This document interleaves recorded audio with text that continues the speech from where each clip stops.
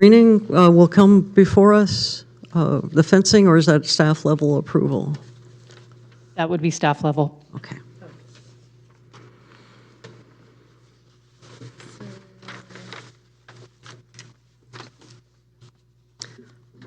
Any comments? I don't have any unique comments to share. I echo that this is not my expertise, but I definitely appreciate everything that you said and appreciate how detailed and thoughtful the plan has been thus far. But I agree if there are plans that are somewhat uncontrollable and a risk that we should address those before approving. Ms. Kendrick, I don't know how specific the landscape maintenance agreement can be, or whether it's just a form that says they will maintain. The landscape maintenance agreement, could it specify something, that specifically calls out, say, like the California wild grape shall be, controlled? Yes, we can add that in. We can tailor that, as opposed to just like plant survival and that kind of general, form approach. We can detail. Yes, we can add that in. Okay. Well, in that case, then I would be fine with that. I was just concerned about the fire hazard that might create, especially with the trees at the back. But I do still feel strongly about those gray pines, the foothill pines at the front. I appreciate your perspective that I had not caught that they had one that they're going to keep. Still, I would rather see our ponderosa pines planted. So would you entertain the possibility of slightly amending the planting plan to reflect that concern about the gray? I call them gray pines, foothill pines. Other than that, I agree with all of you that it's a very detailed plan. This is, very professionally done. This is, like I said, what we'd like to see every time. And I think for the most part, for larger projects, we have seen very good, very detailed plans, including tree planting and all the details about the irrigation that engineering and staff have reviewed for us. So with that, can I get a motion? Well, Oh, I'm sorry, further. wouldn't want to change the sequoia. I have seen the one around the corner, a number of them, and I have a couple ponderosas that are big and old. Aesthetically, I like the sequoia, and we have plenty of pine cones from both of them. The worst one is the, I don't know, it keeps falling over, that one. But and the scrub oaks, we have all kinds of oaks, but and all kinds of pine trees. I just like this over it. Yeah, so you and I disagree. I think I know the one you're talking about. It's right there close to Clay Street. Exactly. I've been thinking it was going to die for about 15 years. The poor thing, I think it's kind of subject to exhaust fumes, and I feel sorry for it. I have a Sequoia sempervirens on my own property as well, and so, yeah, I'm a fan. And so I appreciate what you're saying, and it seems like everyone else up here What's the prefers to famous keep Christmas the tree that's got sequoia. some problems on Main Street? What type of tree is that? That's a giganteum. Okay. And that's the one that's native to this area versus the coast? Well, more to the Southern Sierra. There's a relic. We can talk about that off dais. Here's Okay. what I fall back on. The mission statement up on the wall says the city's orientation is to be supportive of business. And I think that's why I would give deference to the judgment of the designers. That's what Right, and but our responsibility looking at a planting plan is we want it to integrate with the existing surroundings too. So that's something that, we can take into consideration. But I hear what the rest of you say. You are fans of the Sequoia. It meets the water use requirements, and so I'm fine with that as well. I think a grove of sequoias will look really nice back there.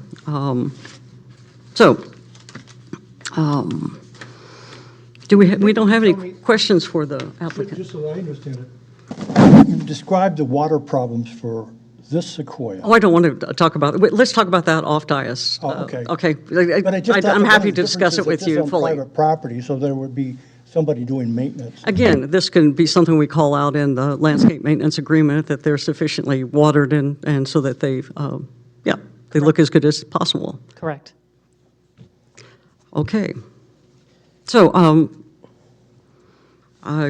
would someone like to make the motion to approve this with the specification that at the front, things are, I guess I'll make the motion, to approve the landscape plan with the following amendments amendments that at the front of the property, all the trees will be 15 feet off the right-of-way line, and that the plant schedule will be modified to substitute for the Pinus sabiniana, Pinus ponderosa. Only the proposed Pinus Right. savanna, not the Right, because existing, they would, right? yes, we can specify, existing plants will not be disturbed. Second. Thank you. So we have a motion and a second. Any further discussion? Yeah, I just would object to replacing the tree that they want, that's all. Okay. Ms. Watkins, Howie, please call the vote. Commissioner Sylvester, Aye. Commissioner Stratton, Aye. Commissioner Smith, Nay. Chair Keeney. Aye. Okay, so it is approved with the minor modifications, and it is subject to a 10-day appeal. So with that, we will move on to number 10, continued items. Master sign plan amendment, MSP 2503, Sociology 564 Main Street. As consideration of a master sign plan amendment for the sign branding for Sociology on a third-acre parcel zone commercial business district located 565 Main Street. Before I turn it over to the staff report, I again want to allow commissioners to announce any ex parte communications, including site visit. This is almost ex parte. I have been a customer of Sociology, and I have taken a look at the way it's situated there. So, but I have no economic interest. I just want to let the public know that I have been there. I don't know if any of the rest of you have visited Sociology and have a ex parte. I have visited there as a customer a few times. Same. I've been there once. I ordered 2 mochas in the last 60 days, but not since this matter's been for us. Okay, thank you all. All right. Added sugar and whipped cream. I'll turn it over to you, Ms. Kinder, for the staff report. Before I give the staff report, I do want to read in the public comment that we received. It states, "The city should state how many contacts were attempted upon the applicant since the last meeting when they did not show at their PC hearing for signage, and by what means, at what contact info, and which dates and times." So I'll address that in my staff report. Good evening, Chair Keeney and Commissioners. Carol Kendrick, Director of Development Services, presenting item 10.1 for the Master Sign Plan 25-03, amendment for the Sociology Coffee Bar located at 564 Main Street. This item was previously reviewed at the September 2nd, 2025 Planning Commission meeting. At that time, the commission continued the item to today's meeting to allow the applicant, Kyle Stillman, to revise the plans based on the suggestions regarding the scale and design of the proposed sidewall murals. However, despite attempts to contact the applicant via email on September 2nd, 2025, and by phone on September 2nd, 2025, and September 12, 2025, staff has received no response and no revised plans have been submitted. Given the applicant's unresponsiveness and failure to provide revised plans, staff recommends continuing this item off calendar without discussion. This action allows the applicant the opportunity to resubmit a revised application if they choose while preserving the commission's time and resources. This concludes my presentation. I'm available for any questions. And again, I'm recommending that we continue off calendar without discussion. And that concludes my presentation.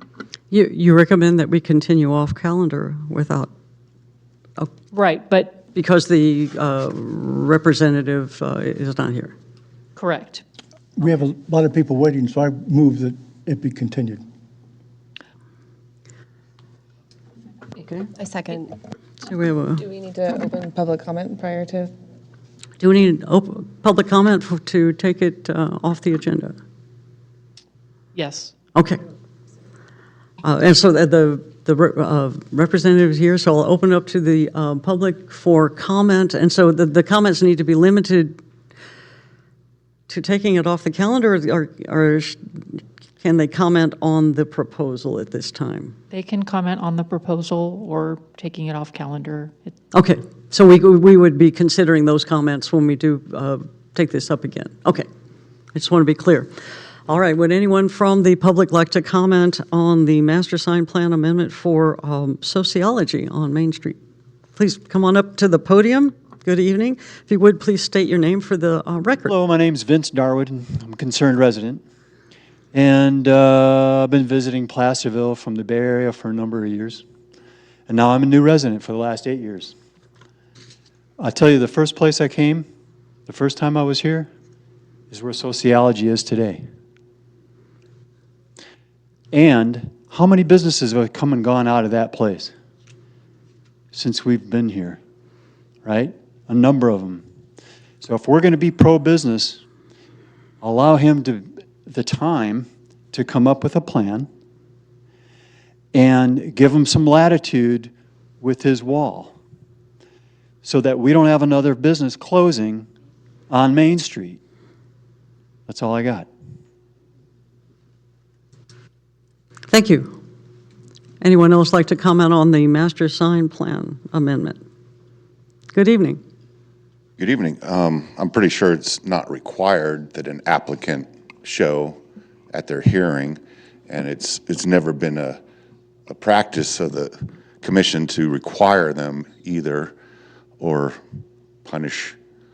But if the applicant isn't interested in giving his 2 cents, I mean, he's made his application, you could go ahead and make your ruling, you know, and just stay within the guidelines of allowed signage square footage, declare the claimed murals as signs, and remove them if it goes outside the square footage.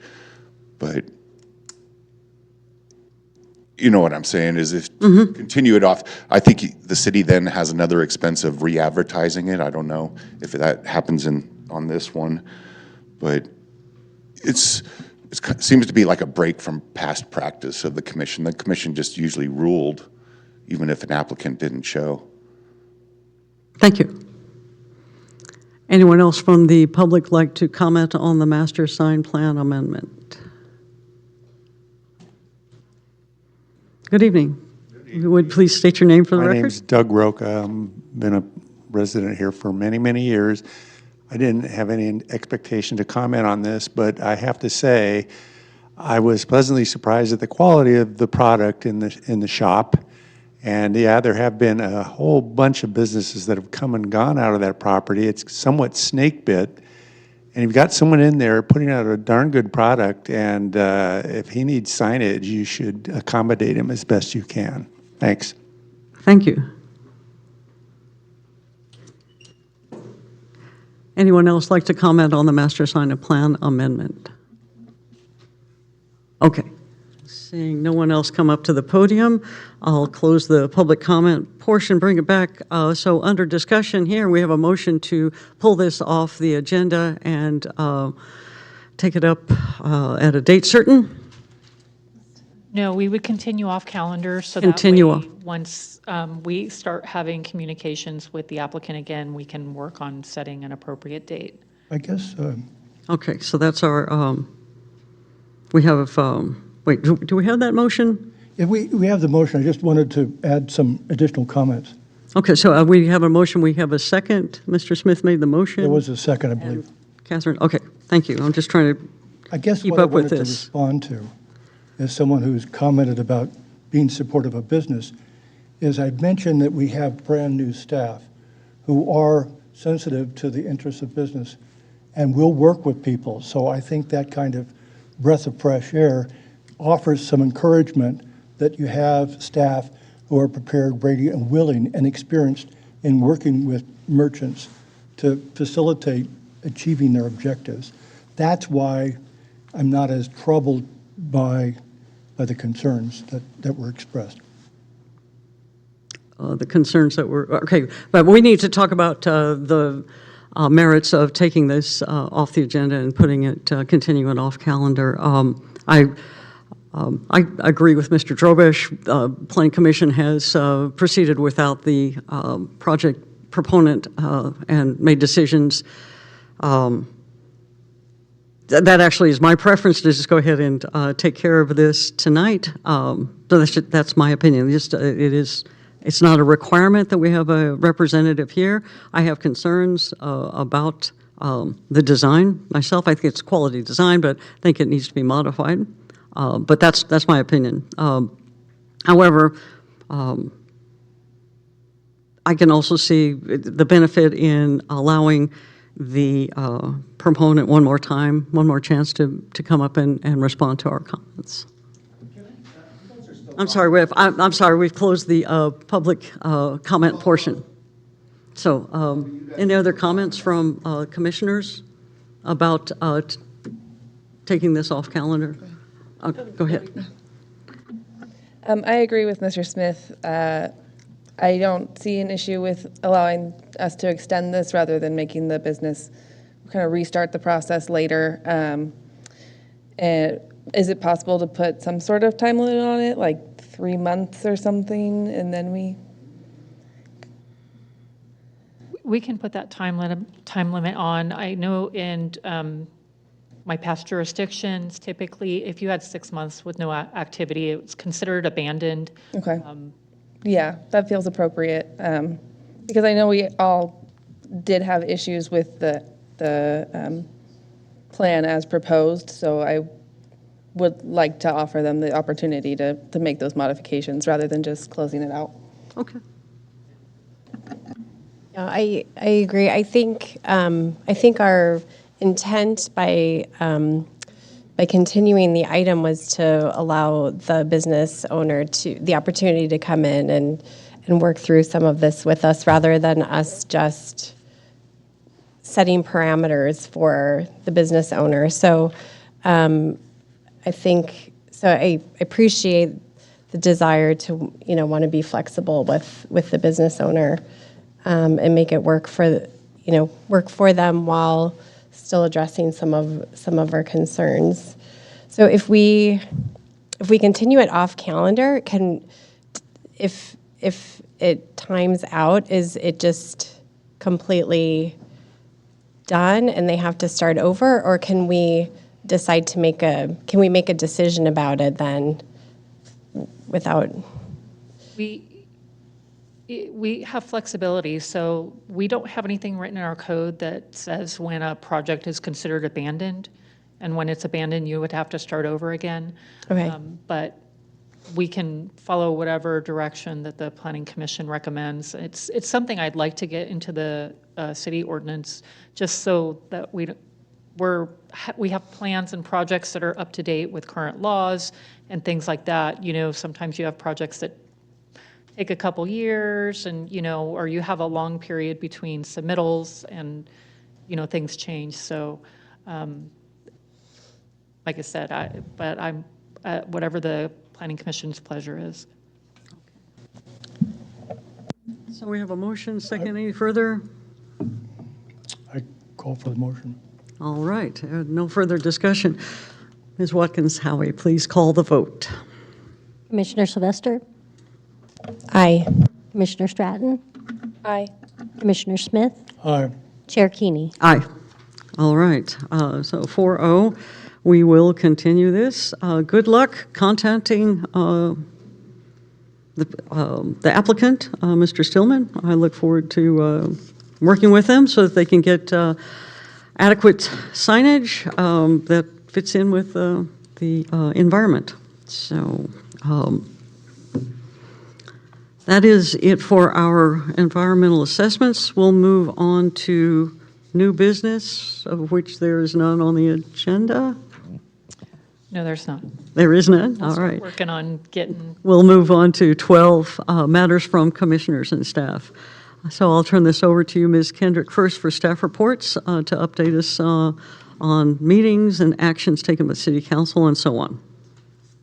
great. So there's been 2 meetings since we last met with the city council, and some items to note, just some changes over with the administration. So the city council did abolish the assistant city manager, director of finance position, and we have our new interim director of finance is Natalie Tornacasa. And so just some changes in that area. And then also, again, Dave Warren was awarded our city manager position. And at the last council meeting, that was City Manager Cleve Morris's last meeting. So there was a nice celebration, and I did see some of you there. And for planning, we did take a resolution to ratify the building code for the 2025 California Fire Code as adopted by the El Dorado County Fire Protection District. And we also brought forward the approval, discussion on the approval of the bylaws, whether it would remain with the Planning Commission or it would go up to the City Council for approval. The City Council has asked that it remain as is. So I have updates from the city attorney, but they're from 2023. So I'll be working with the city manager and just trying to see if there's any current laws that we need to get back in there, but I will be bringing that back to this body soon. And that's all I have for city council meetings. Thank you for that. Any questions for staff about the staff report? Okay. Any comments from the public about the staff report? Okay. We'll move on then to Planning Commission matters. First up is 12.2.1, Historic Design Guidelines. So we have been working to update our historic design guidelines, and various planning commissioners have taken on different responsibilities. Let's see, I was able to make a little bit of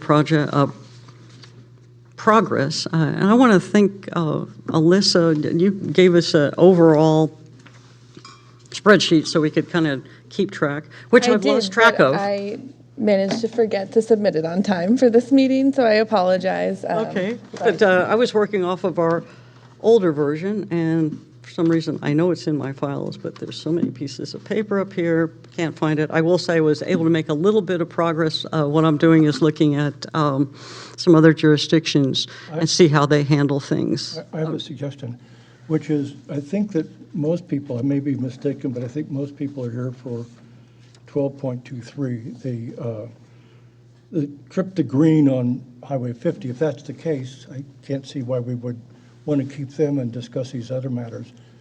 I would suggest changing the order and having 12.23 heard first before we get to the other matters. Just as a courtesy to the public. How does the other commissioners feel about it? Kind of show of hands, are people here just to talk about trip to green? Okay, we got 2 people, 3 people, 4. Well, Mr. Drobish has commented on other things. You, ma'am, was that a faint? Okay, so we have people who want to comment on trip to green. Is this the public's only chance to comment? Will this come before City Council? Hi. Yes. That item will go to council many times. We're going to have a lot of public outreach. The letter that was sent to the Planning Commission was just the initiation of the Section 106 consultation process through NEPA. So it's just the invitation to start talking. And so we haven't started the environmental process. We don't have a CEQA document developed yet. We do not have project plans developed yet. We are in the very early stages of the project. I guess Thank you for that. question I had was, the letter that we received dated the 17th says there's 30 days within which to respond. So that suggests that there's a really short time limit. We're going to have to respond in a couple weeks. So what would the comments be in a couple weeks? That seems kind of pressing to me. Why? Well, how do the other commissioners feel about dropping the order on the agenda and putting the trip to green issue first? I think that's a good idea. You'd like to do Yeah. that? Okay. Ms. Stratton? Sure. Okay, let's just go ahead and reorder. So we'll go ahead and take on 12-3. Chair Keeney, if I may, I would like to point out that we do have residents in the audience for 12.2.2 as well. Okay. So there is a good reason to stay to the agenda Well, as 12.2 published. then. But you've already made your request, and it seems like it is the majority want to move 12-3. So how about if we take on trip to green first, and then we'll go to the fencing materials, and then we'll bring it back to historic design guidelines and the report about the APA conference. How does that sound to the rest of you? All right. Voice vote? Aye? Aye. Aye. Anyone opposed? All right, so we'll just reorder that. So, right, so we'll go on to 12.23. So we did receive, where is that letter?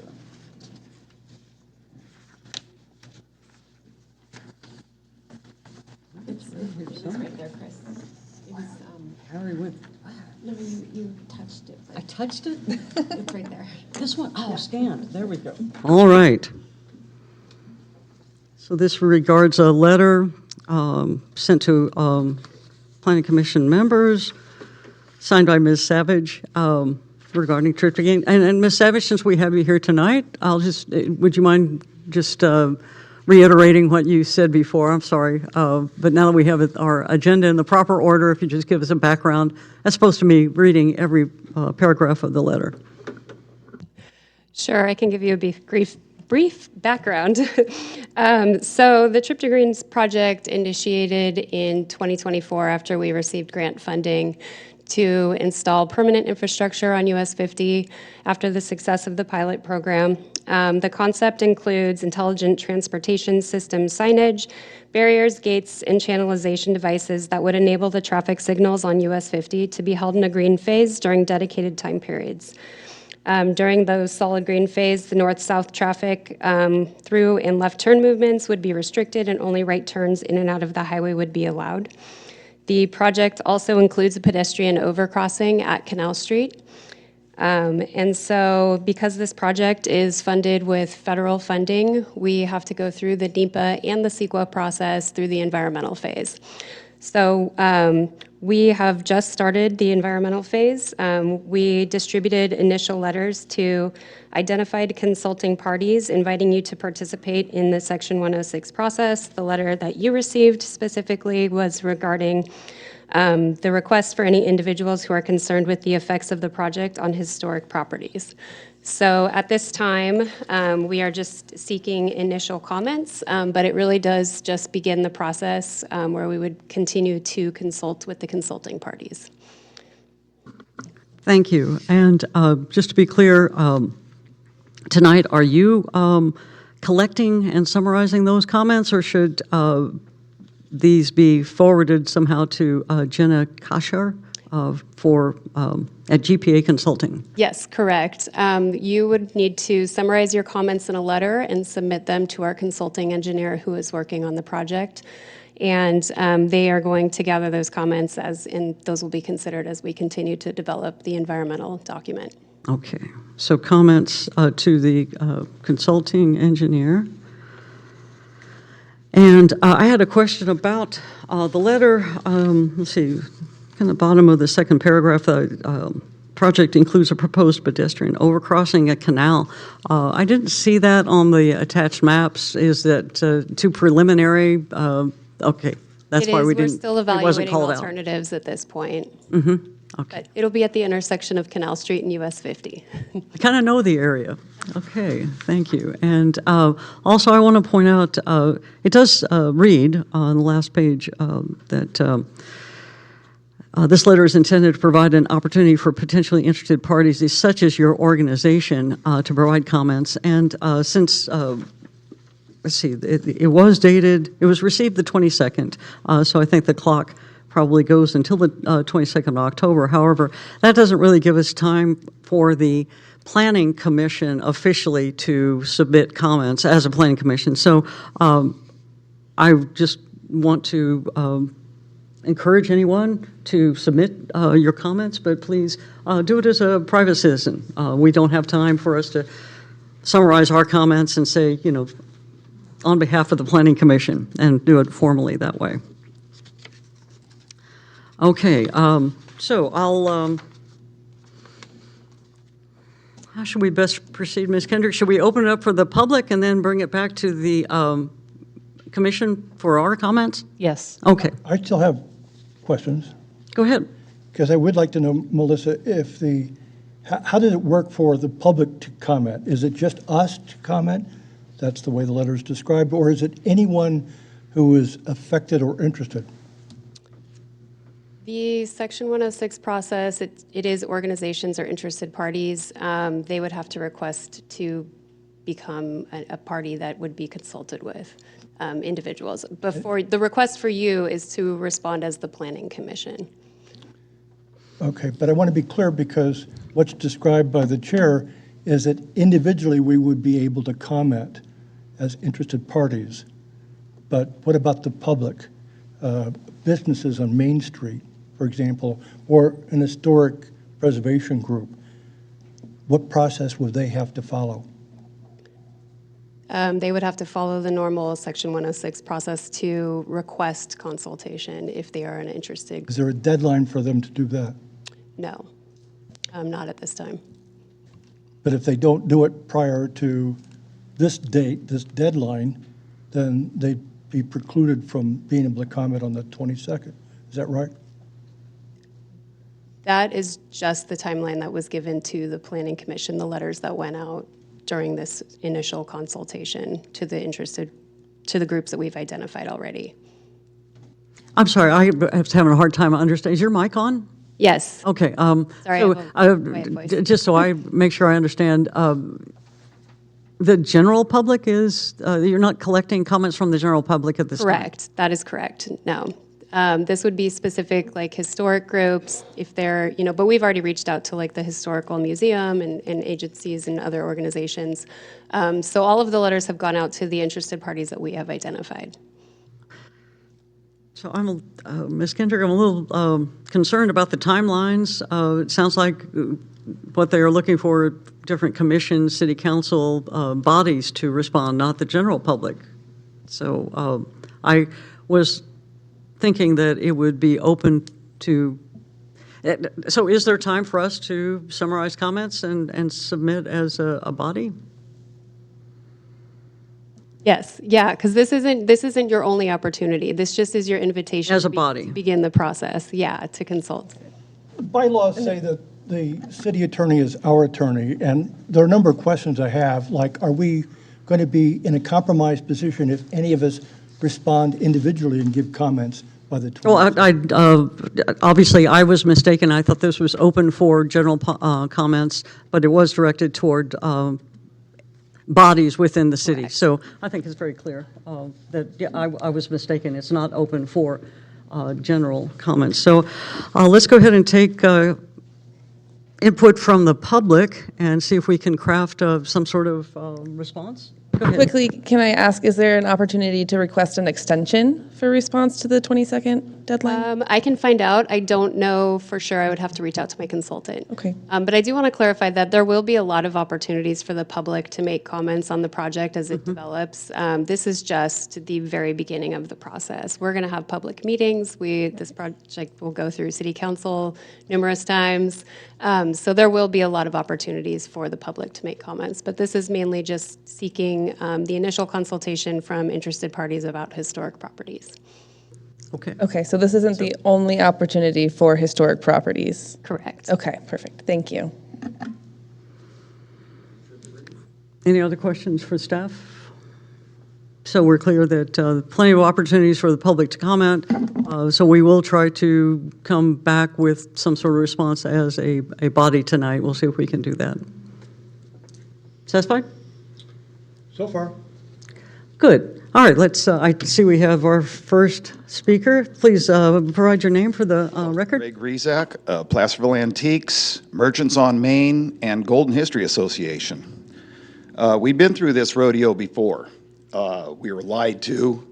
They twisted the facts, and we were told that most merchants were happy with the trip to green.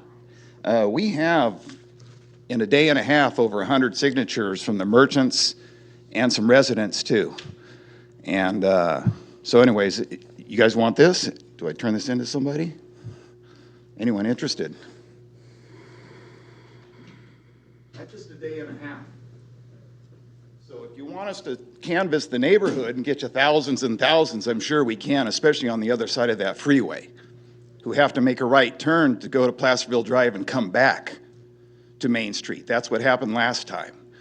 As far as business, we had 2 shutdowns. One was a regular weekend, and it was slow.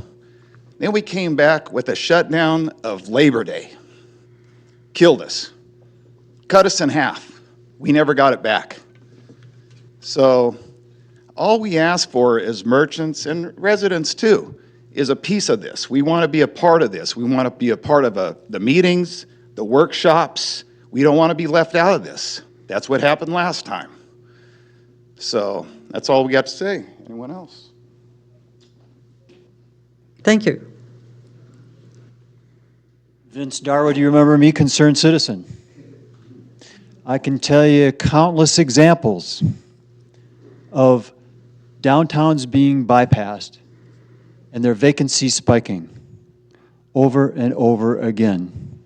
As that public encroaches up the mountain, there's going to be more and more pressure in traffic. But do we really want our downtown to completely close, driving them to the big box stores? Hangtown is the identifier for this county. It's the county seat. That history is more important than our commute time. If you're going to Tahoe or Camino, get your cider, you're going to go back to San Leandro, you're going to be slowed down in Sacramento, you're going to be slowed down in Davis, you're going to be slowed down in Vacaville, you're going to be slowed down in Berkeley, and you know it. I spent 2 hours today on Main Street, and I would say over half the stores were closed on 3 o'clock on a Tuesday. Now, all of us that sit behind our desk pushing buttons all day long, well, there's plenty to do, lots of emails to respond to. But if you're a retailer and you can't justify staying open at 3 o'clock on a Tuesday, and you're hoping that all of your pressure is on that hot weekend at the peak summer months, and I asked several of them that I did get through to. I got 4 pages of signatures today in 2 hours, and everybody's pretty impassioned by this. If you're going to put all of your eggs on that weekend basket, I said, well, could you stand a reduction in your sales on your biggest weekends? Oh, heck no. I'll close. There's no money, and I know that firsthand. I've considered opening up a store on Main Street, but there's just not enough money. Nobody's making any money in that, but they are vested in their business. And without that Main Street, we have no identification. We're defined by that history. You know, there are so many examples of why not to bypass Main Street. And no matter how you wrap it, that's really what it is. Take a look at around some of those old neighborhoods that you'd seen many years ago and how the highway bypassed it. I'm from Michigan, and that I-75 goes all the way through St. Marie, all the way to Miami. But through central Michigan, the highway just blazed through them forest of pine trees, and every one of those villages is shut down. But Home Depot's there, Walmart's there, but not those villages. All those hardware stores, remember them? Gone. Okay? So please take that in consideration. I'm going to get a list of your public hearings, and I'm going to be there every time.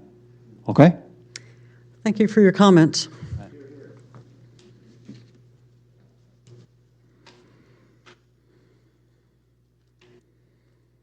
Don Tornincasa, I'm sole proprietor of Empire Antiques and own that building there.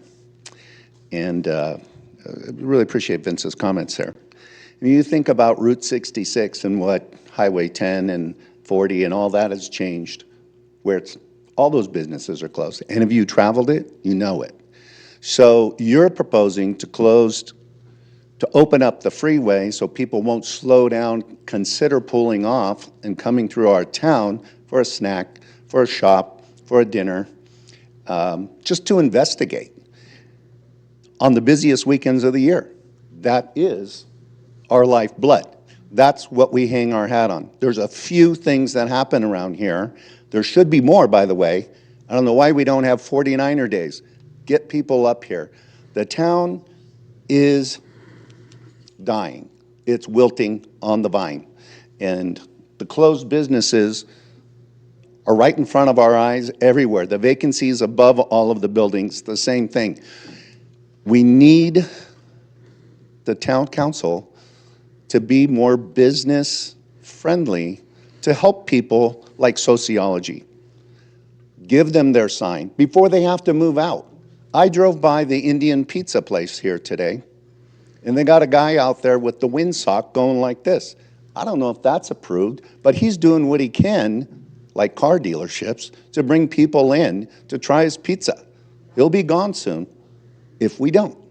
So there's no consistency with the signs going down our old street, and that's part of our character anyway. I know that we want not any sign. I'm kind of diverting because you guys wouldn't let me talk before. But do what you can to help them get it done. You know what I'm saying?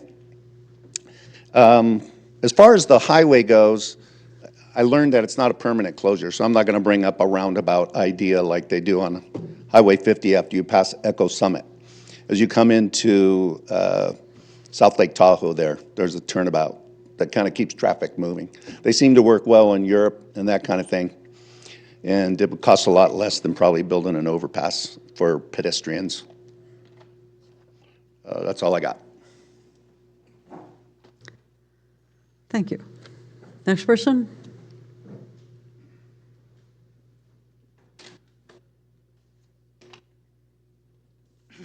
Be sure and pull that microphone down so we can hear you. I used Good to evening. be taller. Mary Donkey, longtime 50-year resident of this area. Most of what I was concerned about has already been stated, and I'm almost forgetting what I wanted to say because in a lot of ways they already covered it. My daily, 7 days a week route is across, going north on, right there at, I cross Highway 50 to get to work 7 days a week. And it hasn't been made clear to me how people coming down are they going to have to leave way north, like at Cumbellock, and go around? I have no idea. But my point is, the name of this project is Trip to Green. So I suspect, we're getting federal money. So that's an incentive, because we can use some of it for other things too. But are you really saving polluting the air if that is the reason? Sure, the others can speed by, but locals will have to spend more gasoline, and we know it's getting more expensive every day, to have to bypass and go around, and I'm not sure of the map, either going north or coming south. So we're going to have more idling and gas, if they still call it that, because we don't all have electric cars. So I'm rambling, but I just want to say, it just feels like the locals are being penalized because somebody thought it was a bright idea to get this federal funding and do a trip to green. I totally sympathize with the local merchants and other thoughts too, but I won't linger. I'm just very much opposed to this plan. Thank you. Thank you for your comments.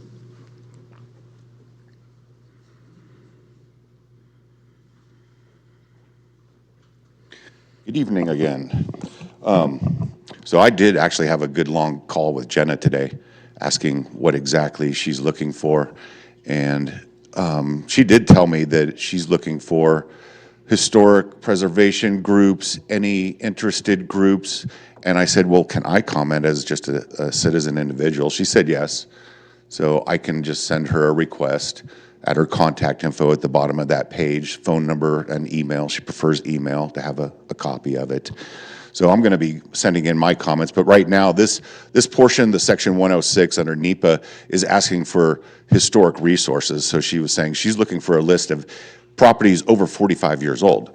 I said, you realize how long that list is going to be in the city of Placerville? Because I said, do you have a project boundary map yet? She said, well, it's kind of that map at the bottom. And I'm like, so what, at least 2/3 of the city? Because the project area is going to have to include all the bypasses starting at Baker, Cumbelic, and all down through Main Street here. It's going to be a huge project boundary area. And just for the public to know that the Planning Commission isn't pushing this or approving this. This is an approved city council item. So if they really want to voice their opinions on Trip to Green, they should be going to city council and letting them know. Because just the contract for Roger Woods or Wood Rogers is $3.6 million just to design what's going to be happening. There's like 40-something-ish permanent signs all over the city. There's going to be blocking 4 intersections. And my request was, I want to see what you're designing so I can make comments on it. And I just keep getting told that's coming, that's coming. But yeah, right now, I think the people should just keep going to city council and voicing their concerns about the whole entire project. Get your comments into Jenna at the bottom of that letter.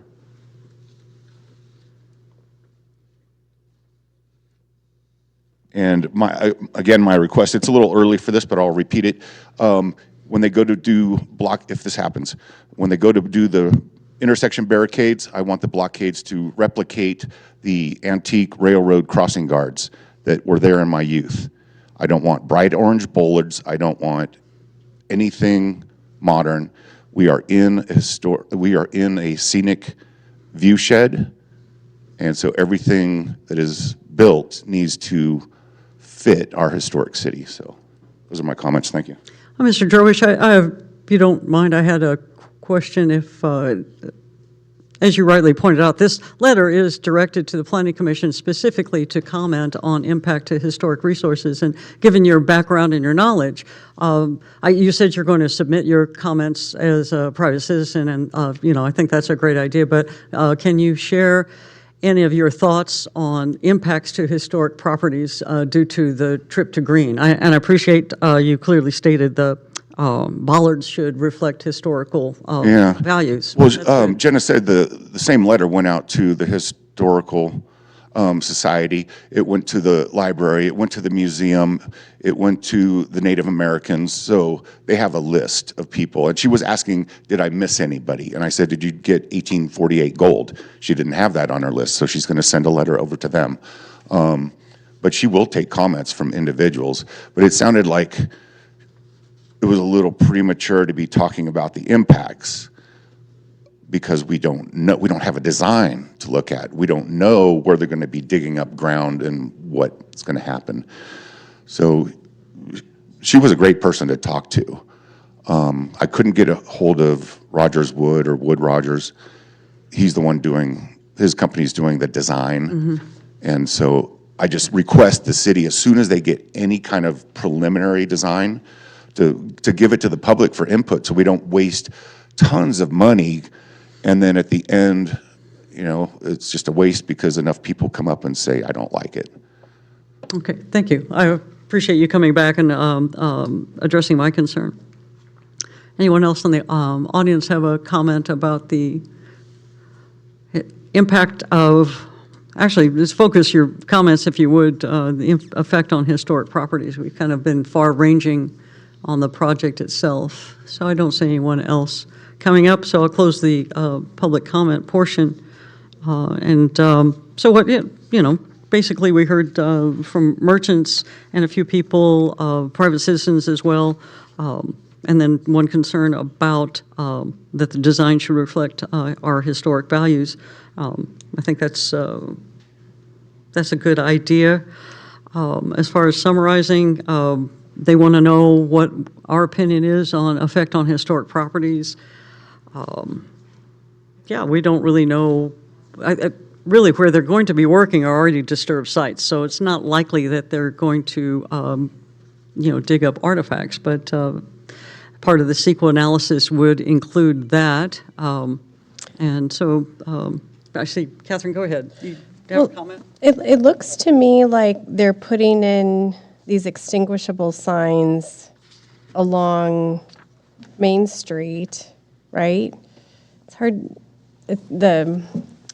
Okay. so when I looked at this, it looked to me like they're putting in these extinguishable message signs, which I looked up, and they are those signs that have the big bold letters that they can turn on or off.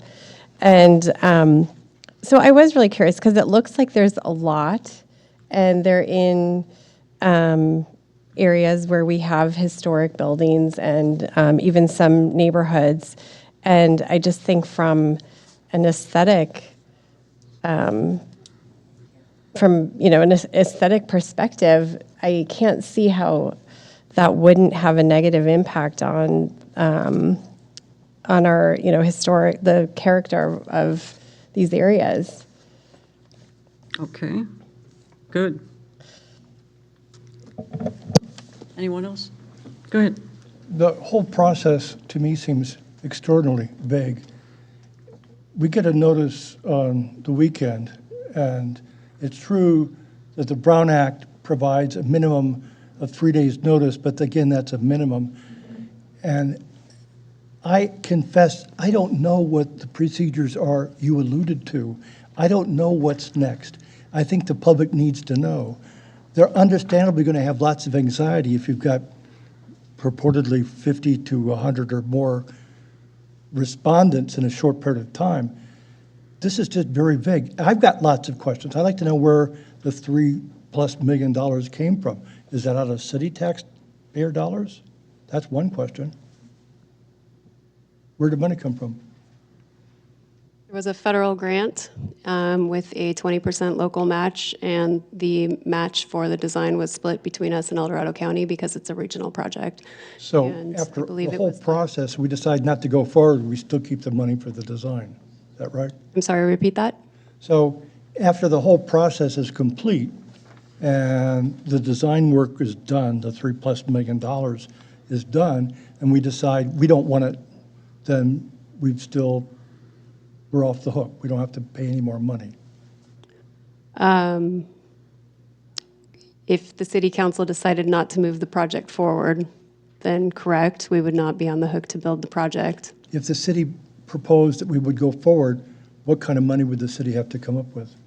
We don't know yet. It depends on the funding source for the construction of the project, and we are actively seeking grant opportunities for that.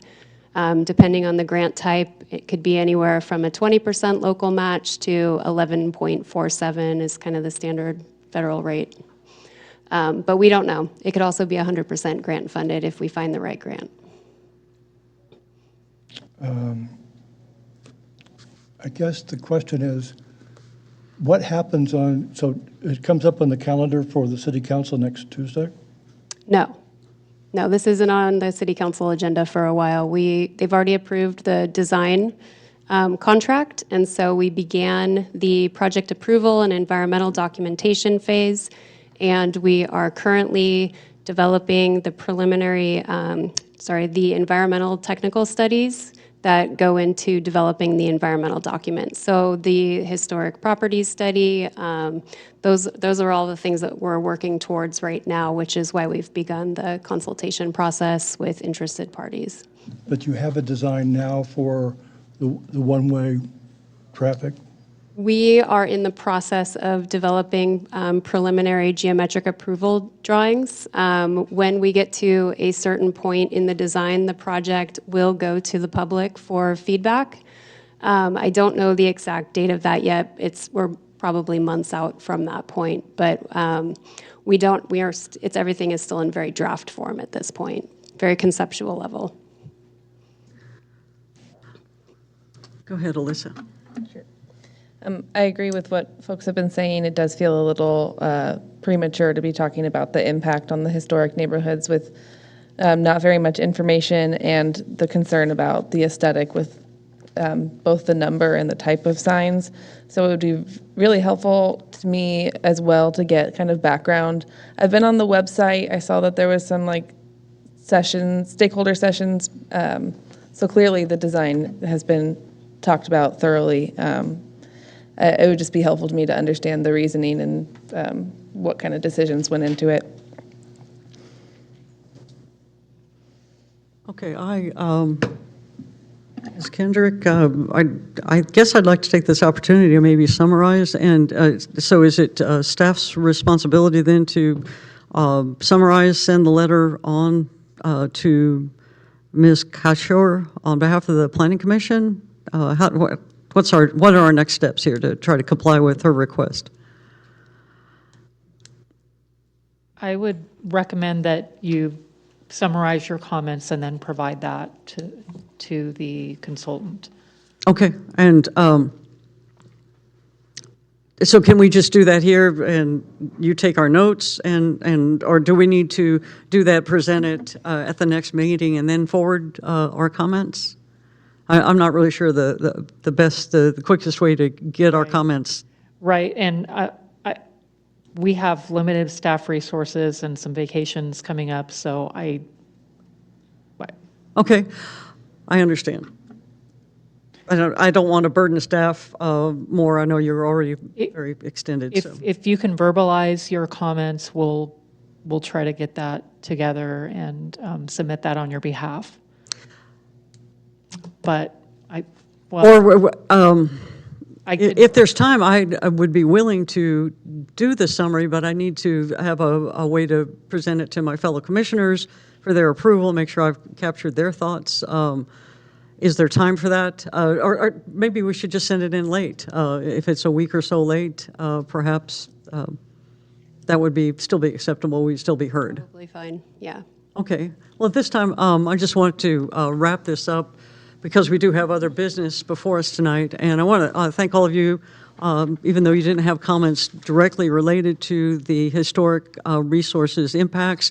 We hear what you're saying and appreciate you taking time to come down to talk to us.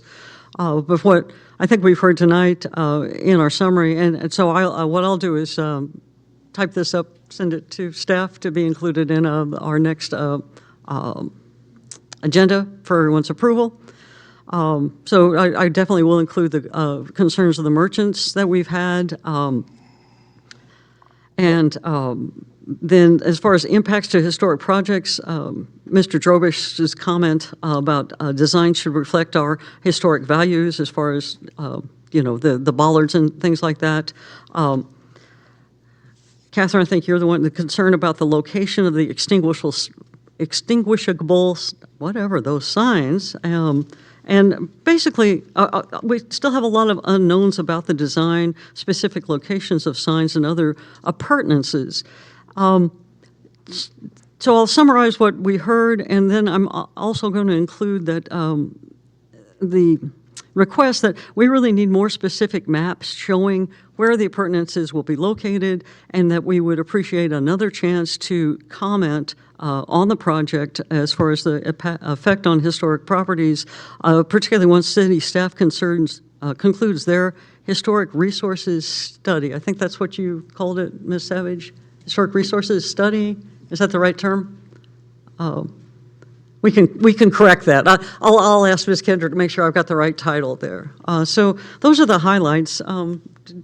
Did I miss anything? I think the one is missed, and that's regarding what merchants said about the impact on business in Main Street. Oh, I've got Under that. CEQA, one of the issues is blight created, and that's something that was alluded to by merchants. But you know, that's going to be, there'll be other opportunities to address that, and we've been asked to talk about the effect on historic properties. So I think I'm going to go kind of light on that, say that merchants bothered to come down here so we could hear their voices and just talk about their impacts. But when we get to another element of CEQA, they're looking for the Planning Commission to talk about the effect on historic resources. So We were told that's that what I want to focus on. Historic resources means buildings, as Mike Drobish said with the person who is at the other end of this communication, was 45 buildings that are 45 years older, and that's virtually all properties on Main Street.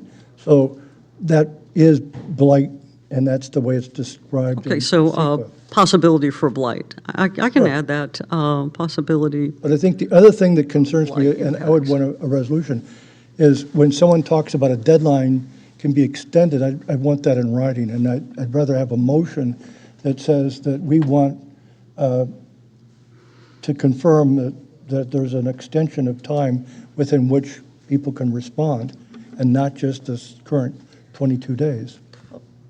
Do we need a motion? Actually, do we need a motion for me to take on this, this task?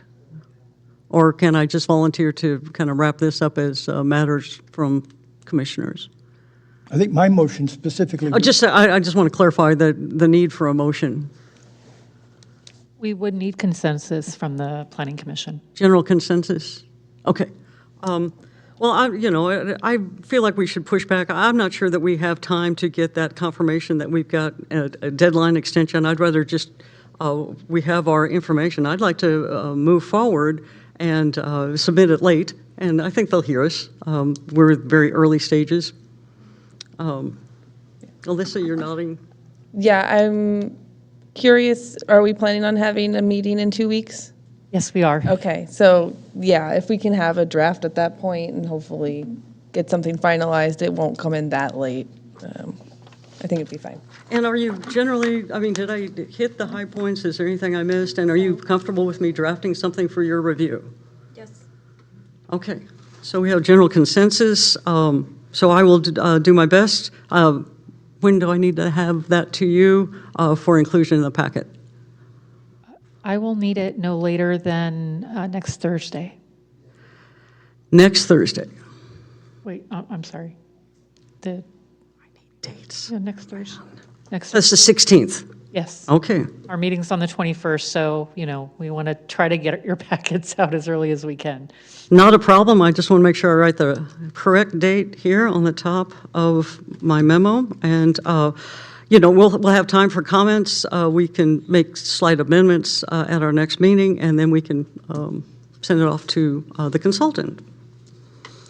All right. So next up is 12.2.2, right? We decided to take on historic district fencing materials next, right? Yes, Chair. Okay. So give me a minute to find that. Here we go. Right, so we received a memo from Ms. Kendrick. Background for consideration for Planning Commission's discussion on appropriate fencing materials. So I'll just turn it over to you, Ms. Kendrick, for a staff report, brief staff report, and then we'll take it up for discussion. Thank you, Chair and Commissioners. I did provide a memo to provide background and considerations for the Planning Commission's discussion on appropriate fencing materials within the City of Placerville's historic residential districts, as it's outlined in the Historic District Design Guidelines. Staff was approached by a resident wanting to install a privacy fence in one of our residential historic districts and was asking what type of materials would be appropriate. And so there's really not a lot in the SOI or in our documents that provide a lot of guidance. So that applicant is in the audience today. And so if you could provide direction on what materials you think would be appropriate for fencing materials in our residential districts, I think that'll help provide this applicant with a path forward with his historic district design review, and also for future residents in those residential historic districts, so that if they want to install fencing, at least we kind of have a little bit of direction on appropriate materials. All right. Pretty straightforward request. Any questions of Ms. Kendrick right now? So we'll open it up to the public. We don't have a project before us, but we'll open up for public comment on this memo dated October 7th. Would anyone like to comment on historic district guidelines for period appropriate fencing? Good evening. Good evening. Yes, I'm Doug Roca. I appeared a few minutes ago. I'm a Placerville resident. My wife and I own a small house within the historic Placerville area, and we were planning to put up a privacy fence with our neighbor, which we coordinated with the neighbor, and the neighbor is on board to put up a fence between our two lots. But someone told me, well, this property's in the historic district, so I contacted Ms. Kendrick, and she says, oh, yes, you have to get a permit. So I got the form for the permit, and it was about 15 pages long, and I thought, well, this is pretty silly, considering I want to put up a fence in cooperation with the neighbor. And so, I mean, it has provisions for drawings, so the whole thing's calculated for building a structure, not a fence. There's nothing in that has anything to do with putting up a fence. So then I got a little curious about it, so I went online to the city code, and I saw that I had a couple citations that people told me, and I went to them, and one of them talked about hedges or fences within a right-of-way. Well, that didn't apply, because this is a boundary fence between properties. And there's section 10.4.3 of the code that says that a 6-foot fence may be installed between parcels. Then you go to let me see, 10.4.3. Then you go to site plan review, 10.4.9, which is, I think, what is the applicable to historic portion of Placerville, and it says nothing about a fence. And it says site plan review required under section C, and identifies 13 different projects that require site plan review. Nothing refers to a fence. Everything that follows that is subordinate to the plan that is subject to site plan review. So there's a reference to fencing, but that has to do with the project that you're working on that is subject to site plan review. So as far as I can see in the code, I would like to see a memo from perhaps the city attorney as to where it is in the code that says that I have to get a permit to put up a fence between my property and my neighbor, as long as it's not higher than 6 feet. the other thing that concerned me was there's historically was a fence between the two properties. It was a wood fence. I presume it was redwood. About a quarter of it still stands. It's halfway falling down, but it's still there. So to me, this is overreach, and I think there's an assumption within the city that everyone has to go get a permit to put up a fence who's within the Placerville Historic District, but I don't think the code says that. And I would appreciate if someone at the city could send me an email and say, here it is, you missed it, you idiot. And maybe I did, but I spent some time going through the code and I actually typed in fence and conducted a search, and I think I found everything that applies. So I think it's an assumption that applies, that the code applies to a fence, but I don't think in fact it does. And I just want to put up my fence. Okay, thank you for your perspective. So, Ms. Kendrick, let's go ahead and dive into that before we take further public comment about the code. Well, I did have some questions. Oh, for the I'm sorry. applicant. You I have a did question some for the... Yeah, sure. If I may, because I appreciate your concerns about the 13-plus pages. If you had your hand at writing it, what would you propose? Oh, I don't want to get into that right now. Let's go with what we have where we're at headed? hand. That's not what we're taking under consideration, Kurt. Let's address. So you've brought this to us because you, Ms. Kendrick, feel like this does deserves some sort of historical district review. Correct. So Mr. Roca is correct that some fences, depending on the type of material, do not need a permit if they're under 6 feet in height. However, the historical districts, the residential districts, it does talk about aesthetics and the way the property looks.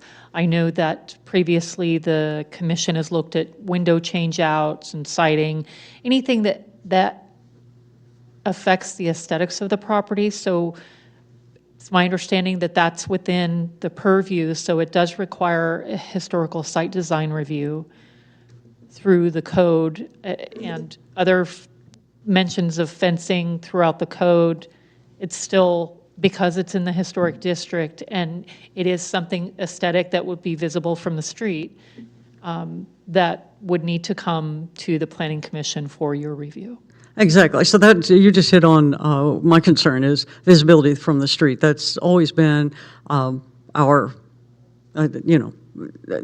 determination. What can you see from the street? We, as far as windows, siding, if you don't see it from any street, we, Planning Commission didn't undertake a review of that. That's up to the property owner what they want. But if it's visible from the street, that always has been part of our review. So thank you for that clarification. Before I bring it back for discussion among the commissioners, I want to ask if there's anyone else in the audience like to speak to the memo regarding historic district guidelines for fencing. I guess my question is the proposed fence material offensive enough to trigger a site plan review and $600 fee? But anyway, it's for material. First of all, a gentleman did his homework. Going through city code is no easy task with that worthless search bar. Now, in the past, Andrew Painter always said it had to be a structure to get a SPR trigger. And he said that a fence is not a structure, it doesn't have a roof. I said, so does a doghouse need an SPR in a historic district? He said, well, technically it's got a roof, right? Roof. But I think the Planning Commission could go ahead and agendize and have a discussion and determine if a fence in the historic district is a structure or not, or what level, or you need to forward a request to council to please clarify. That's probably a good path there, is to agendize a future item, have a good discussion about fences in a historic district or any other things that might be in a gray area, and send it over to council and say, please clarify this for us. You can send your recommendations, whether a fence should or should not trigger. Maybe they create a smaller fee for a fence. I cannot see them having to pay an SPR fee for a fence. Even if it's visible from the street, it should be a much smaller fee for that. It's just like going back to the string lights that plug in. To me, that's a lamp, not a luminary. And those poor people had to come in with an SPR and those gigantic fees to get their string lights approved. Just some thoughts. Thank you. Okay. Does anyone else have a comment on the use of period-appropriate fencing in our historic districts? Oh, you already had a bite at the apple, Mr. Well, Roca. I wanted to bring Thank that you. bite of the apple back to ask those questions again. I'd rather not. It's You may not want to, but I'm a commissioner, and I asked, we have a hearing. And this is somebody who's here with expertise. It seems like that's the purpose for having these guidelines. That's why Let's we're bring here. it back to the commission, and then you can express your I wanted concern information from the to talk. applicant, who could, which is why we have them here, is to ask them questions, and you cut them off. I You cut did. me off when I asked questions of an applicant. Well, we don't have an application in front of us. What we have is a consideration on how we want to, what potential next steps we want to take. The So, term Mr. applicant Smith, all applies. due respect, I'm going to close the public comment portion. I'm going to bring it back to commission. If we decide we would like to have a person come back, we will reopen public comment for everyone, not just Mr. Roca. So having done that, yeah, it has always been our concern that as far as our historic districts, our primary concern is what you see from the street. And I could see that, you know, a fence could be a major part of the aesthetic of a structure.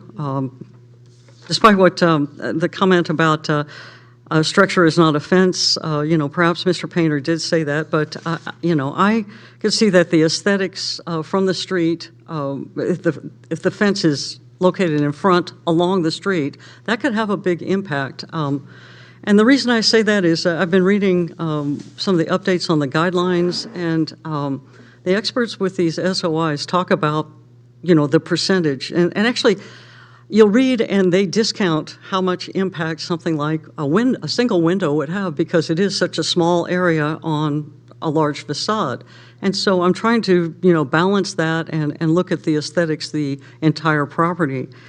And, you know, what I think would be reasonable is for us to have a standard that if the new fence runs along parallel to the street or is visible from the street, then yes, it should come back for a site plan review because it really could affect the aesthetics of our historic district. And that's not to say that we need to have a list of approved materials, which is perhaps that was the first potential next step in the memo. But instead, like we've talked about with other materials, take a look at what's being proposed, look at it in context, and decide, you know, if that's a suitable material for that particular structure. You know, we've also had discussions about contributing and non-contributing buildings in our historic districts. And so, again, that's part of the context. Perhaps a different material could be allowed in a certain context if we deem it to be suitable. So just in that summary, I want to keep us focused on what's before us. So what would be your question? Why do you want to reopen, I guess, Number the public one, comment? 13 pages he described as excessive. Common sense suggests that it is. So he's in a position to tell us some expertise as to what could be done to simplify it. Oh, to Secondly, simplify the code. If I finish. I want to make If sure I understand finish. what you're saying. You No, simplify the I want to code. be able to finish. Simplify the code is what your issue is. That's one. It's Okay. not the code. He talked about the form that he was given. And what about but we're here to talk Can I about the talk historic. Without Well, being you interrupted? need to stay focused, No, Kirk. I want you to me be focused. I asked a question of an applicant, and that term is appropriate because it is an applicant. No, it's not. We don't have an application Are before we us going to tonight. argue about that too? And we're not here to discuss the city code. We're here to discuss our historic district guidelines, and that's And- what we need to stay focused on. And we can make recommendations based on what we heard. We have a quasi-legislative function, which is what we're here for. It's not adjudication, it's quasi-legislative. That's why we have somebody who has expertise in the subject.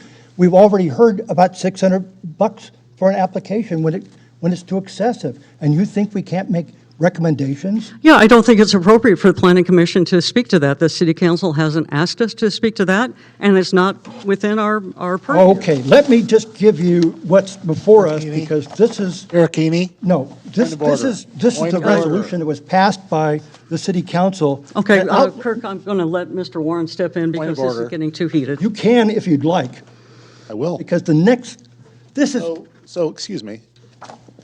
Mr. Roca made his points, and they've been received. However, Mr. Roca doesn't have an application on the agenda. He was allowed his 3 minutes to speak, like everyone else. But once that 3 minutes is up, or when he finishes, that's his time's up. So I think what we're trying to do is stay on topic of the agenda. And if, you know, if the commission would like to have a report back regarding that application, we'd be happy to bring that forward. Dave, maybe you can help me out. Thank you. But the resolution that the city council passed, 7896, did give us the authority and the mandate to give advice to the city council. So doesn't that mean that we can give advice? No, not, we are to give advice on what's before us, Kirk, in this memo, and this is historic district guidelines about fencing.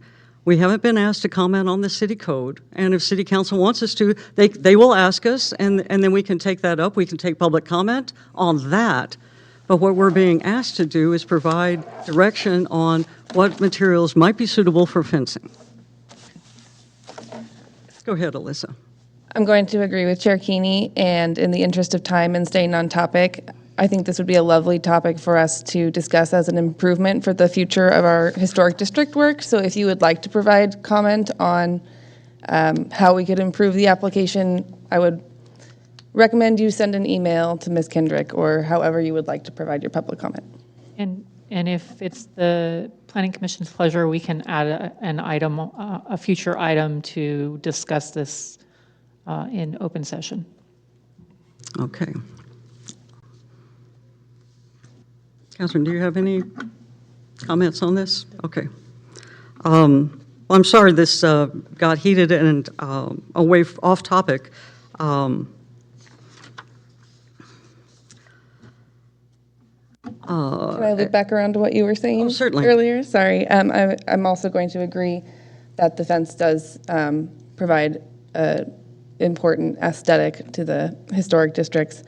And while the $600 feels excessive to the average person, it's far worse to have to tear it out later if someone else decides that, oh, you didn't do this with a permit. So I think it would be best to proceed with including it as something that needs that review.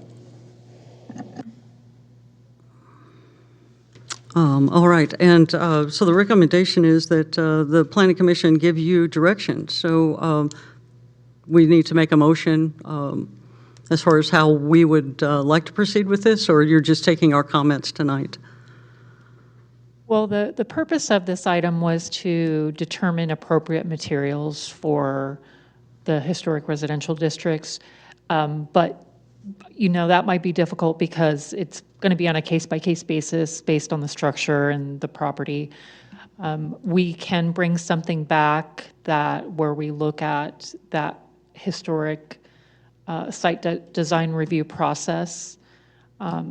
Fees can only change by city council, and we are in the process of updating our fees. But again, this is something that comes to the Planning Commission.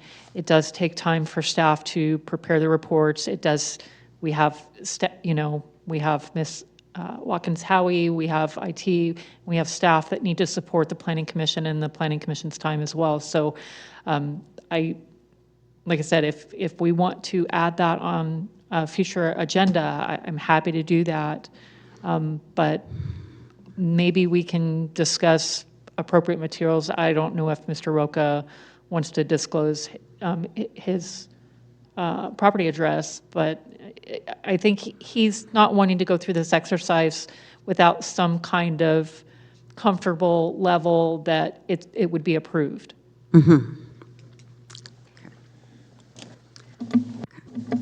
Can you answer this for me? What I understood that the applicant or the person who is concerned, the concerned citizen, had looked at a fence that was already there, and what they're proposing was basically to replace something that is in the same style. Did I understand that correctly? That was not my understanding. He was asking about appropriate materials. Was there a So it wasn't specific? about replacing it in a similar style. So we didn't get into that depth. It was not replacing with a similar style. No, we didn't get that far into this discussion. Well, I am in favor of the second next step, which is to require design review for new fences to ensure compatibility with the district's historical context. That doesn't negate or prevent a different kind of material being brought forward to us. This is, there are other concerns. We talked about the street frontage, but something that goes between properties that maybe isn't quite as visible. You've got a concern there too for fire hazard. When I heard redwood fencing, that, depending on the condition and the other vegetation around it, there are recommendations to get away from wood fencing. And so if there's a material that is aesthetically appropriate, that provides the privacy that they seek, I would like to see a sample of the material or, a photograph of the material that they are proposing to use so that we are making, we get a full picture and take a look at the site and look at whatever property this is. Mr. Roca's here tonight, maybe someone else next time, but take a look at it in context because we do have to appreciate there are flexibility in these standards, and it really is context specific. So that would be my recommendation. So would you like a motion? Or, like I said, are you just taking information from us tonight? Just taking information.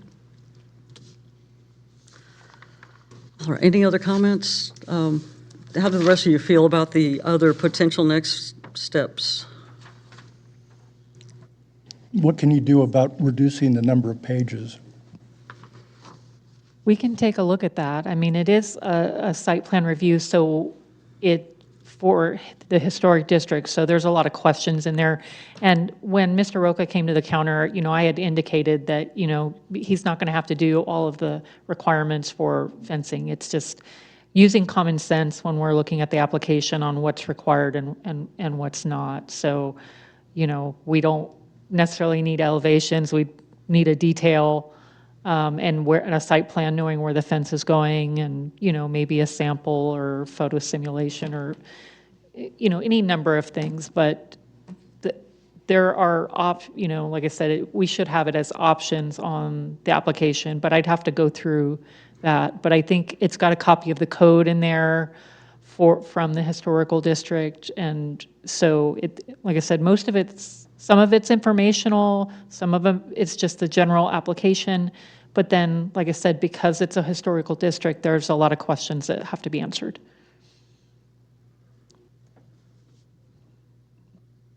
Okay. Let's close that out.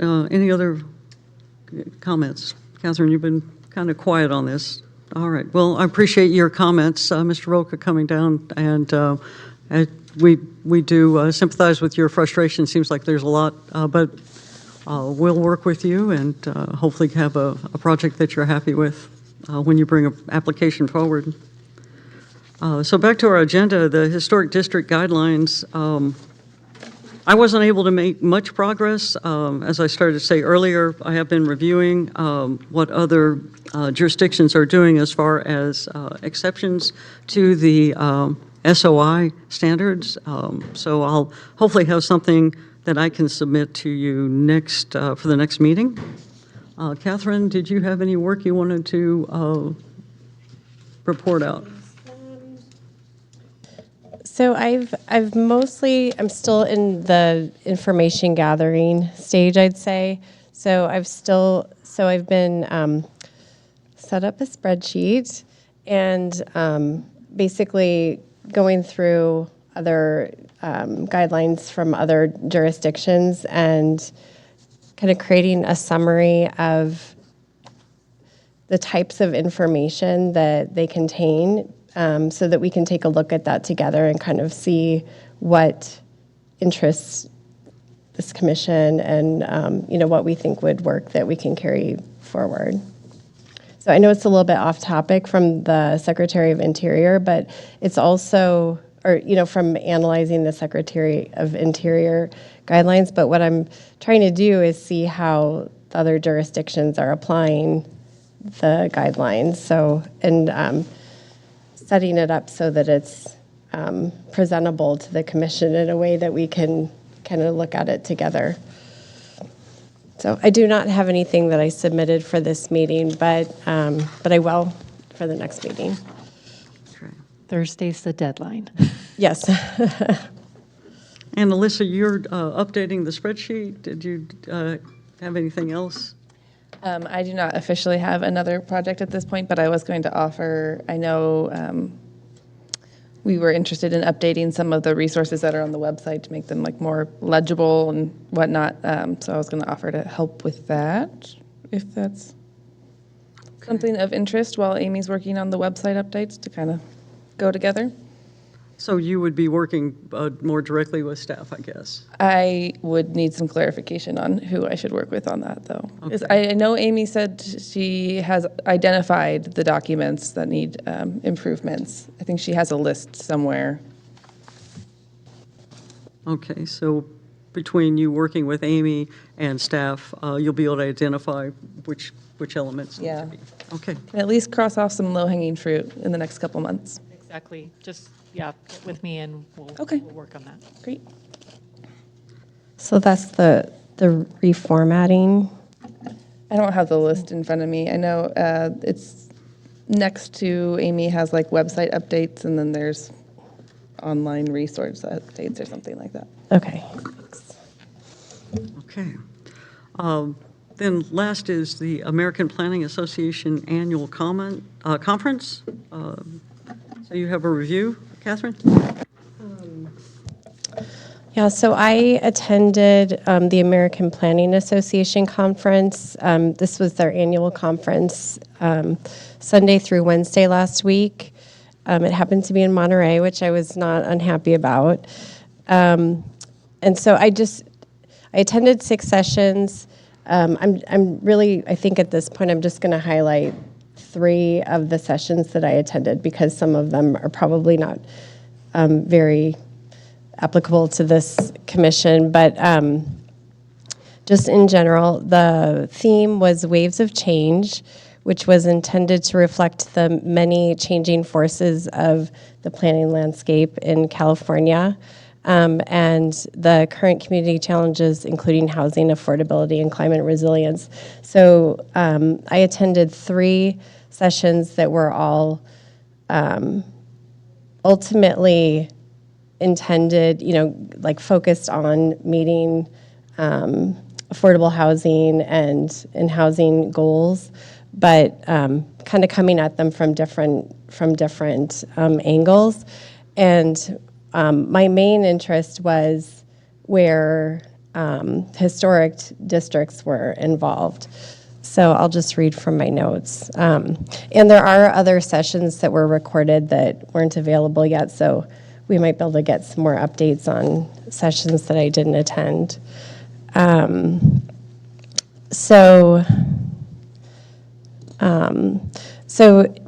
Revitalizing Watsonville's historic downtown through housing and design. This is Watsonville's in the Bay Area. It was founded in the mid-1800s, and they adopted their downtown specific plan in 2023 that was focused on creating a multimodal mixed-use environment with a focus on commercial activity and housing. including affordable and below market rate housing options. Their main approach was adaptive reuse of historic buildings and infill buildings in their historic district. So a common theme that I saw was, the commercial down, like first floor, and then the residential above.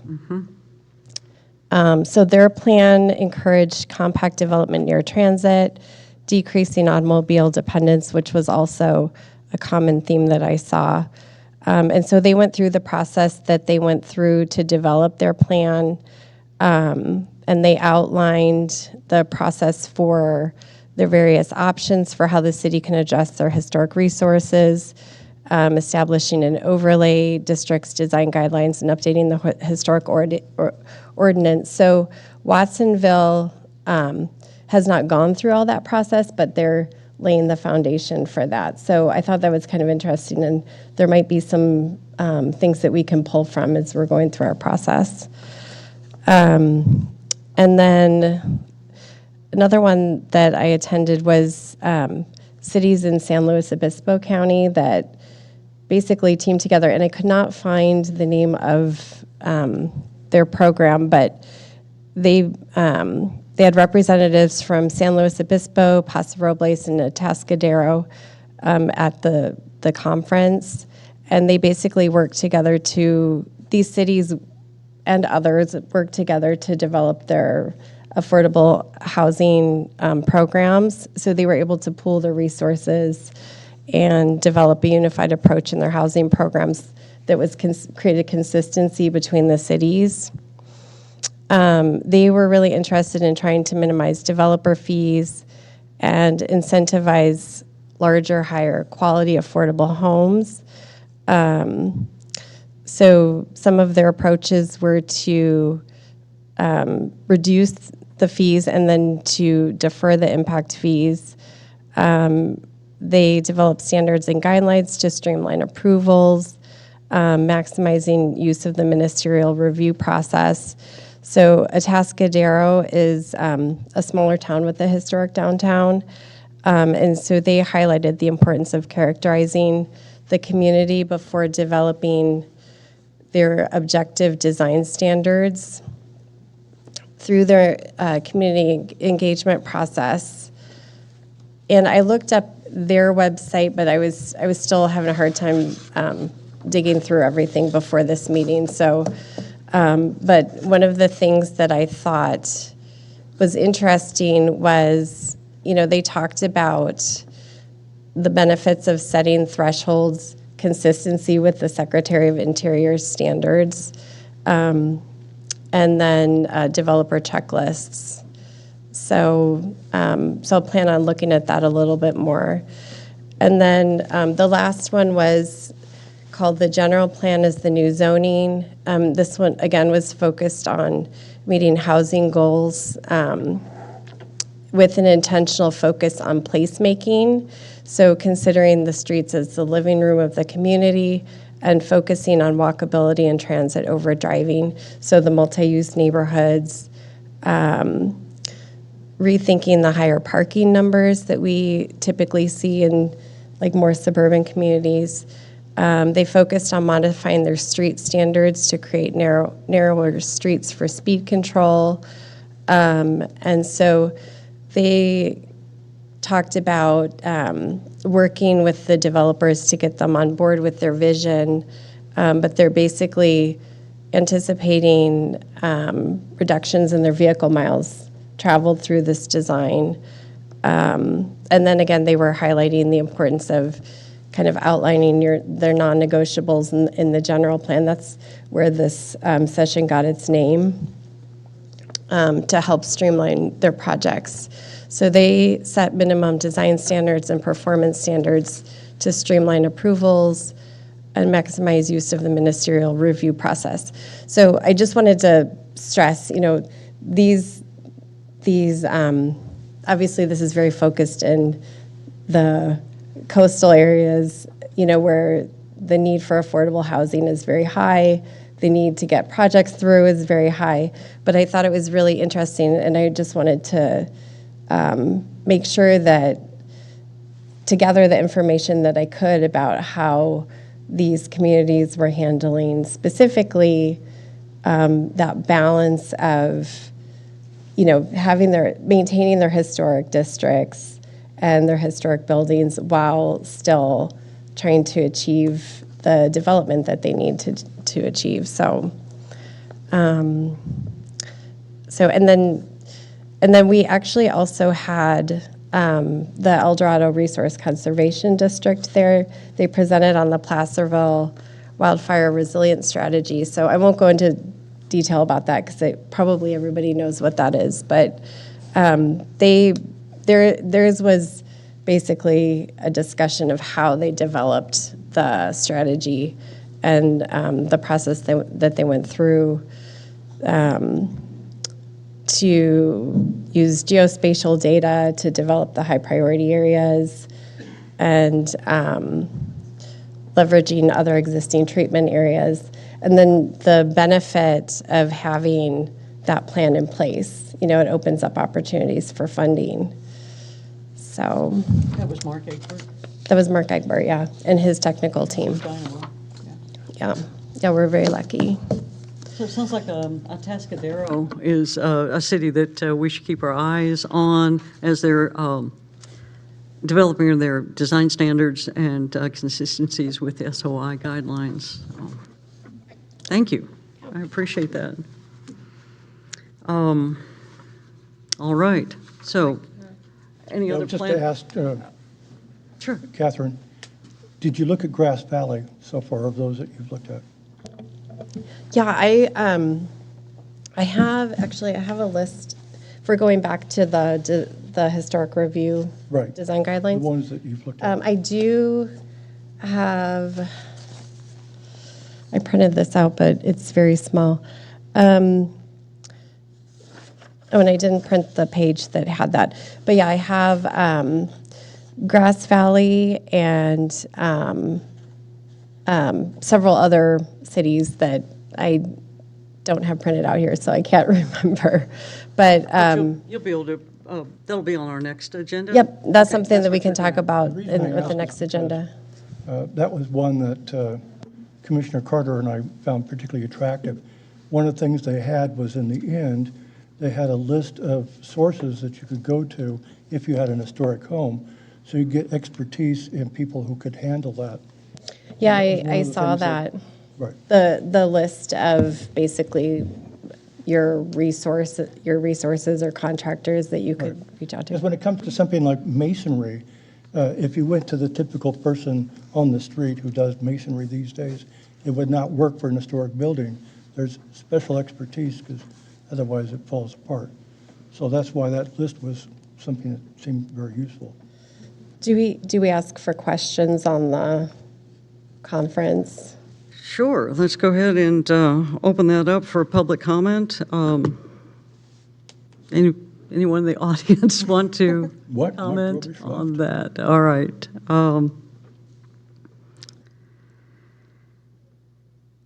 So any other matters from planning commissioners? Close out our meeting. Nothing? No. All right. Oh, yes, just to mention about 3 items, just for your information. Is your mic on? It will be. Go ahead. Just to let you know, I wrote down the dates, but there's a couple of items of historic interest. On the next week, on the 17th, the Historical Society has a lecture a presentation on the last execution in Placerville, given the controversy over that subject a few years ago. And where would that be? That's down at the IOOF building. It's on the website. And the other one is on the 18th, just the next day, is Save the Graves. I've got one invitation to pass along to you. They have a great event every year. It draws a large crowd to, that person on the cover is my grandmother, Really? driving up the courthouse steps in a Model T. So, Well, I certainly plan, in fact, I'm bringing an out-of-town guest. We Yes. love that event, Save and the then the Graves. last one is the 25th which is where they do another tour of one of the historic districts on Bedford Avenue, but it emphasizes the seasons for haunted houses and things of that kind. So it's a way to approach the same properties, but with that different background. Will they be decorated, or is it just a tour of the I have outside? no idea, but you can find it on the website for the Historical Okay. Society. Can you repeat, you said there was a meeting for the Historical Society or a presentation? It's on the 17th, which is at 6 o'clock. It's at the IOOF building, which is next to the parking lot next to the courthouse. And it's about the last execution, and it's by a number of the family members of those who were participants, the marshal as well as the judge's family. I think it's Judge Thompson. Thank you. Anything else? Other commissioners? All right, it is 8:15. We stand adjourned until our next meeting, October 21st? October 21st. Thank you, everyone. Good night.